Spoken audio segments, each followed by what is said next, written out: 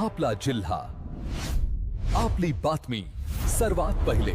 Nandurbar bulletin live. नमस्कार, मी साक्षी. आपण पाहत आहात नंदुरबार बुलेटिन लाईव्ह. आता बातमी आहे शहादा शहरातून. राज्यात गॅसचा भडका. देशभर एस्मा कायदा लागू, तरीही शहाद्यात घरगुती सिलेंडरचा हॉटेल व्यावसायिकांकडून बिनधास्त वापर. देशामध्ये गॅसच्या गैरव्यवहार आणि काळ्या बाजाराला आळा घालण्यासाठी केंद्र सरकारनं कठोर पावले उचलत एस्मा कायदा लागू केलाय. देशातील अनेक भागांमध्ये गॅस सिलेंडरचा अवैध साठा, काळा बाजार आणि गैरवापर वाढण्याच्या पार्श्वभूमीवर हा निर्णय घेण्यात आलाय. मात्र नंदुरबार जिल्ह्यातील शहादा शहरामध्ये या निर्णयाला जणू अपवादच दिसून येतोय. शहरातील अनेक हॉटेल्स व खाद्यपदार्थ विक्रेत्यांकडून घरगुती वापरासाठी असलेल्या गॅस सिलेंडरचा बिनधास्तपणे व्यावसायिक वापर केला जात असल्याचे चित्र दिसून येत आहे.